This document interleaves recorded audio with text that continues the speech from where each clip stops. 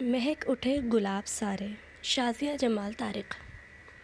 پلاؤ دم پر لگانے کے بعد اس نے رائتا بنا کر باؤل میں نکالا اور سلاد کاٹنے لگی۔ ٹرائفل وہ پہلے ہی بنا کر فریج میں رکھ چکی تھی۔ تولیے سے کچن کا کاؤنٹر صاف کر کے اس نے ایک گہری اطمینان بھری سانس لی اور فیروزہ چچی کے کمرے میں چلی آئی۔ دروازہ کھولتے ہی ایئر کولر کی ٹھنڈی ہوا کے جھونکے نے اس کے پسینے سے نہلائے وجود کو لمحہ بھر کے لیے ٹھٹرا دیا تھا۔ الماری کھولے کھڑی فیروزہ چچی نے گردن گھما کر اس کی طرف دیکھا۔ وہ چچی، میں نے سب کچھ تیار کر لیا ہے۔ ان کی نظروں سے اسے ہمیشہ خوف آتا تھا، گہری اندر تک اترتی بے مہر آنکھیں۔ تو ابرو اچکا کر پوچھا، تو وہ میں بس یہی بتانے آئی تھی۔ اتنے برس ان کے ساتھ گزارنے کے باوجود بھی وہ آج تک ان کی آنکھوں میں آنکھیں ڈال کر بات کرنے کی ہمت اپنے اندر پیدا نہیں کر پائی۔ بڑی مہربانی ہے تمہاری، کر لیا تو جتانے بھی آ گئیں۔ اپنا مطلوبہ سوٹ نکال کر زور سے الماری کا پٹ بند کیا تھا۔ نہیں، ایسی بات نہیں ہے چچی، میں بس پوچھنے آئی تھی، اور کوئی کام ہے تو بتائیں۔ وہ لوگ بس پہنچنے ہی والے ہیں، اتنی مہربانی کرنا کہ کھانا لگا دینا، اور ہاں، کڑک سی چائے بھی بنانی ہے کھانے کے بعد۔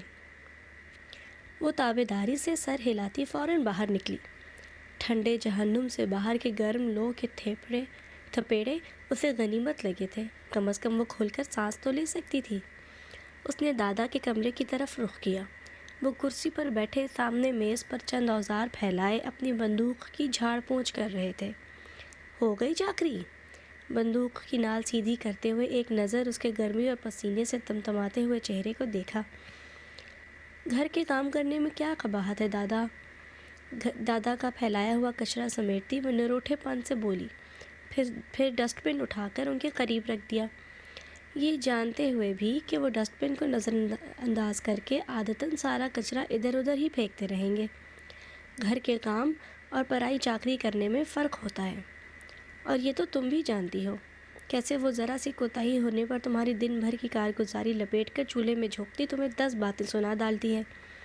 آج کے دن تو انہوں نے کچھ نہیں کہا، وہ مسکرائی۔ ابھی دن گزرا کہاں ہے زینیہ سرفراز؟ بندوق کی نال میں زور سے پھونک مارتے ہوئے انہوں نے اس کے لبوں پر کھلتے خوش امیدی کے پھول کو بھی پھونک مار کے دوڑا دیا تھا۔ وہ کپڑے اٹھا کر واش روم میں گھس گئی۔ نہا کر ابھی گیلے بال سلجھا رہی تھی جب چچی کے مہمانوں کی آمد ہوئی۔ جس طرح وہ اسے کھانے کی تیاری کے بارے میں ہدایات دے رہی تھی، زینیہ کو لگا کوئی بہت خاص مہمان آنے والا ہے، لیکن آنے والوں کو دیکھ کر اس کا حلق تک کڑوا ہو گیا۔ مہندی سے رنگے بے حد سرخ بالوں والی چچی کی ماں اور ان کا بھائی سلمان احمد، جو خود کو سلمان خان سے ہرگز کم نہیں سمجھتا تھا، گلے میں پڑی موٹی چین گھماتا وہ کھانا لگانے کے دوران مسلسل زینیہ پر نظریں جمائے بیٹھا تھا۔ انگوری رنگ کا دوپٹہ پھیلا کر اپنے گرد اوڑھتے وہ کھانا لگانے باہر جانے لگی تو سلمان نے استحقاق بھرے انداز میں روک لیا۔ کہاں جا رہی ہو؟ کھانا نہیں کھاؤ گی کیا؟ میں کھانا ہمیشہ اپنے دادا کے ساتھ کھاتی ہوں، روکھے لہجے میں جواب دیتی وہ باہر نکل گئی۔ بڑی اکڑ ہے بھائی۔ سلمان نے اپنے گردن سے نیچے آتے لمبے سلکی بالوں میں ہاتھ پھیرا۔ دھیرج میرے بھائی، جلدی کا کام شیطان کا۔ پلیٹ میں پلاؤ نکالتی فیروزہ کے مشورے پر وہ محض گہری سانس بھر کر رہ گیا، جبکہ سرخ بالوں والی فریدہ بیگم کی اس وقت ساری توجہ کھانے کی طرف تھی۔ زینیہ اچھی طرح جانتی تھی جب تک یہ لوگ موجود رہتے اس کے حلق سے پانی کا ایک گھونٹ اترنا محال تھا۔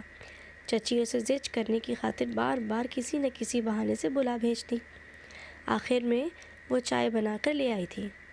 ٹرے میز پہ رکھ کے جانے لگی تو فریدہ بیگم نے کڑکدار آواز میں کہا، اتنی تمیز نہیں ہے کہ چائے کی پیالی بنا کر ہاتھ میں ہی تما دے؟ اے فیروزہ، تو نے اس لڑکی کو کچھ نہیں سکھایا؟ آخر کو حرف تو تیری تربیت پر ہی آئے گا۔ بن ماں کی بچی کو بھیڑ بکری کی طرح پال پوس کر بڑا کر دیا، نہ تمیز سکھائی نہ آداب۔ سرخ چہرہ لیے وہ دو زانو بیٹھ کر پیالیوں میں چائے اڈیلنے لگی۔ جی تو چاہا گرم چائے کی ایک پیالی اس بیہودہ انسان کے چہرے پہ الٹ دے جس کی غلیظ نگاہیں اسے اپنے وجود کے آر پار اترتی محسوس ہو رہی تھیں۔ اسی وقت ضیا چچا نے اندر قدم رکھا۔ چچی ماں کو مزید گوہر افشانی سے منع کرتی فوراً پینترا بدل کے بولی، کیا کروں اماں، بن ماں کی بچی ہے، پھولوں کی چھڑی سے بھی چھوتے ہوئے ڈر لگتا ہے۔ جو کچھ کرتی ہے اپنی مرضی اور خوشی سے کرتی ہے، میں نے کبھی کوئی روک ٹوک نہیں کی۔ سرفراز بھائی اتنی بڑی ذمہ داری ہمیں سونپ گئے ہیں، خدا نخواستہ کوئی اونچ نیچ ہو گئی تو ان کو کیا جواب دوں گی؟ زینیا کے ہاتھ سے چائے کی پیالی پکڑ کر اس کے ہاتھ کو چھونے کی شدید خواہش دل میں دباتا سلمان گہری سانس بھرتا مجبوراً ضیاء صاحب سے مصافحہ کرنے کے لیے اٹھ کھڑا ہوا۔ عین وقت پر انہوں نے انٹری مار کر سارا مزہ کرکرا کر دیا تھا۔ زینیا سب کو چائے دینے کے بعد تیزی سے باہر نکل گئی۔ اپنے اور دادا کے لیے کھانا لے کے وہ ان کے کمرے میں آ گئی۔ چھوٹی سی میز پر کھانا چن دیا۔ دادا شاور لے رہے تھے۔ وہ کرسی کھینچ کر دونوں کونیاں میز پر ٹکائے ان کا انتظار کرنے لگی۔ چچی کے مہمان گرامی رخصت ہو گئے تھے، اس لیے اب وہ قدرے مطمئن تھی۔ ضیاء آ گیا تھا؟ اپنی مخصوص کرسی پر بیٹھتے ہوئے دادا نے پوچھا تو وہ ہاٹ پاٹ سے روٹی نکالتی اس بات میں سر ہلا گئی۔ میرا نہیں پوچھا؟ دادا نے رکابی سے ڈھکن ہٹایا۔ انہیں ڈاکٹر نے چاول کھانے سے منع کیا تھا۔ زینیا نے ان کے لیے ہلکی مرچ مسالے ڈال کر کدو کا سالن بنایا تھا۔ پوچھا تھا؟ چچی نے کہا آپ اندر کمرے میں آرام کر رہے ہیں۔ بیوی نے کہا تو یقین بھی کر لیا؟ اتنی توفیق نہیں ہوئی کہ خود چل کر باپ کو دیکھنے آ جاتا؟ الو کا! آپ خود کو گالی دے رہے ہیں دادا؟ زینیا نے ہنستے ہوئے اپنی پلیٹ میں چاول ڈالے۔ مہمان خصوصی ساری بوٹیاں، رائتا، سلاد سب چٹ کر گئے تھے۔ غنیمت تھا کہ چند نوالے چاولوں کے چھوڑ دیے۔ چچی کا بس چلتا تو یہ بھی ان کے ساتھ باندھ کے روانہ کر دیتی۔ ہاں، الو تو ہوں جو ایسے پٹھے پیدا کیے۔ ایک یہ ہے بیوی سے کان اور زبان ادھار مانگے پھرتا ہے، اور دوسرا وہ۔ انہوں نے غصے سے نوالا چبایا۔ زینیا چپ چاپ چاول ختم کرنے لگی۔ وہ جانتی تھی جب تک دادا یوں بول بول کر اپنے اندر کی بھڑاس نہیں نکالیں گے انہیں سکون نہیں ملے گا۔ جی جی بھائی جان، بالکل، یہ لیں ابا سے بات کریں۔ ضیاء چچا نے بات کرتے کرتے موبائل ان کی طرف بڑھایا۔ بھائی جان ہیں؟ دادا نے خفگی سے منہ دوسری طرف پھیر لیا۔ مجھے بات نہیں کرنی۔ ابا! ضیاء اللہ نے زبردستی موبائل ان کے ہاتھ میں تھما دیا۔ دوسری طرف سرفراز بہت محبت سے ان کا حال احوال پوچھ رہے تھے۔ ہاں ہاں، لگتا تو ہے زندہ ہوں، ٹھیک بھی ہوں۔ چچا انہیں دیکھ کر رہ گئے۔ ہاں، مل گئے تھے پیسے، منع کیا تھا تمہیں اتنے نہ بھیجوایا کرو۔ بھلا کفن دفن پر کون سا اتنا خرچہ آتا ہے؟ یہ تمہارا امریکہ تو ہے نہیں جہاں 2 گز زمین کھودنے اور بھرنے کے لیے کئی ڈالر لگ جائیں۔ کیوں کرتے ہیں ابا جی آپ ایسی باتیں؟ سرفراز صاحب کی بیچارگی بھری آواز ابھری تھی۔ کیوں نہ کروں؟ دادا تنک کر بولے۔ میں تو ایسی ہی باتیں کروں گا، تم نے نہیں سننی تو دوبارہ یہاں فون مت کرنا، سمجھے؟ کال کاٹ کر موبائل سر پر ملک الموت کی طرح کھڑے ضیاء اللہ کی طرف بڑھایا۔ وہ منہ ہی منہ میں کچھ بدبداتے موبائل لے کر باہر چلے گئے۔ ایک تو مجھے آپ کے ابا جی کی سمجھ میں نہیں آتی، آخر کس چیز کی کمی ہے انہیں جو وہ ہر وقت گلے شکووں کی پٹاری کھولے رکھتے ہیں؟ منہ پر کلینزنگ کرتی فیروزہ چچی نے انہیں اندر آتا دیکھ کر کہا۔ اسی بات کا تو مجھے بھی گلہ ہے ان سے۔ ضیاء اللہ اپنے کھاتے کا رجسٹر کھول کر بیٹھ گئے۔ انہیں کنوؤں کے باغات کا ٹھیکہ ملتا تھا، اسی کا حساب کتاب کرنے کی غرض سے روز رات کو اپنا رجسٹر کھول کے بیٹھ جاتے۔ سرفراز بھائی بھی کیا سوچتے ہوں گے؟ ہر ماہ اتنی رقم بھجوانے کے باوجود بھی نہ تو ابا جی ان سے سیدھے منہ بات کرتے ہیں، نہ زینی۔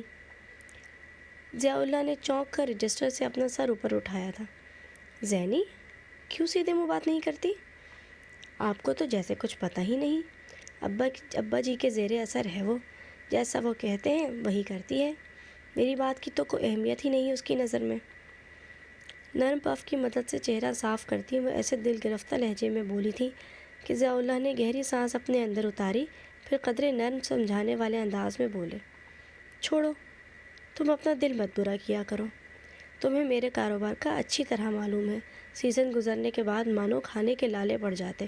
اگر بھائی جان زینی کے خرچے کی مد میں ہر ماہ وہ رقم ہمیں نہ بھجوائیں تو؟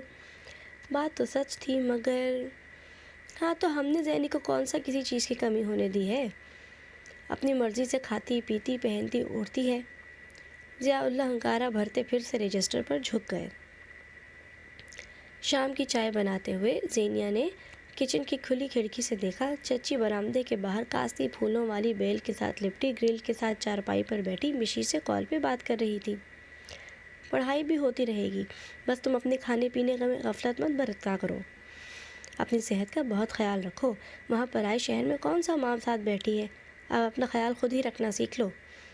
میرا تو دن رات دھیان تمہارے اور خانوں کی طرف ہی لگا رہتا ہے، اور اس خانوں کو دیکھو، میں نے فون نہیں کیا تو اتنی توفیق نہیں ہوئی کال کر کے ماں کو اپنی خیریت ہی بتا دے، بہت لاپرواہ ہے یہ لڑکا۔ چچی اتنی لمبی بات صرف اپنے دونوں بچوں سے ہی کرتی تھی، بات کرتے وقت ان کا سارا دھیان، ساری توجہ فون کی دوسری طرف ہوتی۔ خانوں یا مشی کے لہجے کے اتار چڑھاؤ سے ہی وہ ان کی خیریت سے ہونے یا نہ ہونے کا اندازہ لگا لیا کرتی تھی۔ زینیا خاموشی سے ان کے سامنے چائے رکھ کر پلٹ گئی، اور وہ زینیا سرفراز اس قابل تھی ہی کہاں کہ وہ اس پر بلا ضرورت ایک نظر ڈالتی۔ مجھ بڈھے کو آج کے دن چائے ملے گی یا نہیں؟ اندر سے دادا دھاڑ رہے تھے۔ اتنا سا زور لگانے سے کھانسی کا ایسا دورہ پڑا کہ اگلے کئی لمحوں تک کمزور وجود ہلکورے کھاتا رہا۔ ضرور ملے گی، لیکن پہلے آپ ذرا باہر آئیں تو ایک بہت پیاری چیز دکھاتی ہوں۔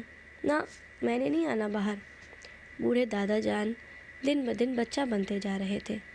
ان کے لاکھ مچلنے جان چھڑانے کے باوجود زینیا انہیں باہر لے آئی، دائیں دیوار کے قریب بوگنویلیا کی ٹھنڈی چھاؤں تلے کرسی بچھا کر انہیں بٹھایا، پھر کچن سے چائے کی پیالی فریج میں رکھ کر ان کی طرف بڑھائی۔ کہاں ہے وہ پیاری چیز جو مجھے دکھانے کے لیے تو کھینچ کھانچ کر باہر لے آئی ہے؟ فریج میں تھوڑی سی چائے ڈال کر سرخ کر کے پی گئے۔ سامنے دیکھیں دادا، آج گلاب کے پودے پہ کتنے سارے پھول کھلے ہوئے ہیں نا، تم مجھے یہ پھول دکھانے کے لیے لے کے آئی ہو؟ سڑک کر کے پھر فریج خالی کی۔ نہیں تو گل دوپہری کو دیکھیں ذرا، کیسی پیاری بہار آئی ہوئی ہے ان پر، یہ گل دوپہری۔ دادا نے ناک چڑھا کر گول کیاری میں اگے ڈھیر سارے گلابی پھولوں کو گھورا، جبکہ وہ کہہ رہی تھی، فضا میں گھلی موتیا کی مہک محسوس کریں دادا، ان کے گرد منڈلاتی زرد پروں والی تتلی، اور آپ کی یہ پوتی، کیا ان سب سے بڑھ کر بھی کچھ پیارا ہے اس دنیا میں؟ ان کے عقب میں کھڑی وہ پوچھ رہی تھی۔ دادا نے اپنے ناتواں کندھوں پر اس کے ہاتھوں کا لمس محسوس کیا، اور اس لمس کے نیچے لو دیتا احساس۔ ان کی ملگجی آنکھوں میں دھند سی چھانے لگی تھی۔ نہیں، میری پوتی سے بڑھ کر تو کوئی بھی پیارا نہیں اس پوری دنیا میں۔ ناریل کا خول چٹکنے لگا تھا۔ زینیا نے لاڈ سے ان کے گلے میں اپنے بازو مائل کر دیے۔ ارے ارے پیچھے ہٹو، گردن دباؤ گی کیا میری؟ ہاں، تم تو یہی چاہتی ہوگی یہ بڈھا جلدی سے مر کھپ جائے اور تمہاری جان چھوٹ جائے، سارا دن تنگ جو کرتا رہتا ہے۔ چٹکتا کھول پھر سے جڑنے لگا تھا۔ دادا نے اس کے ہاتھ جھٹکنے چاہے۔ دادا، وہ لاڈ میں مزید ان سے لپٹ گئی۔ غضب خدا کا، سارا کچن اوندھا پڑا ہے، رات کے کھانے کی کچھ خبر نہیں۔ اگر پیار کے یہ مظاہرے ختم ہو گئے ہوں تو جا کے کچن کی خبر لو۔ مشی سے بات کرنے کے بعد چچی کی نظروں نے تیر کی طرح اپنے ہدف کا نشانہ لیا۔ جی چچی، میں بس ابھی جا رہی تھی کچن میں۔ زینیا نے فوراً خالی فریج اٹھائی۔ دادا نے خشمگین نگاہوں سے بہو کو گھورا، جن کی آمد نے اس سارے خوبصورت منظر کو گرہن لگا دیا تھا۔ بات سنو بہو، یہ اگر گھر کے کام کر دیتی ہے تو اس کا یہ مطلب ہرگز نہیں تم اس کے ساتھ بالکل ملازماؤں والا سلوک کرو۔ چچی نے طنزیہ ہنکارا بھرا۔ مفت کی روٹیاں توڑنے سے بہتر ہے تھوڑے ہاتھ پیر ہلا لیے جائیں۔ مفت کی روٹیاں؟ دادا چراغ پا ہوتے کرسی سے اٹھ کھڑے ہوئے۔ میرا منہ مت کھلواؤ، ورنہ کیا میں نہیں جانتا اس کے باپ کے بھیجے گئے پیسوں سے تم اور تمہاری اولاد کیسے عیش کر رہے ہیں؟ وہ ہاتھ کھینچ لیں تو لگ پتہ جائے گا، مفت کی روٹیاں۔ دیکھ لیں ضیاء صاحب، آپ کے ابا کیسے منہ بھر بھر کر مجھے تانے دے رہے ہیں۔ بیرونی دروازہ کھول کر اندر داخل ہوتے ضیاء اللہ پر نظر پڑتے ہی چچی کا لہجہ اور الفاظ دونوں بدل گئے۔ سرفراز بھائی جو کچھ بھی دیتے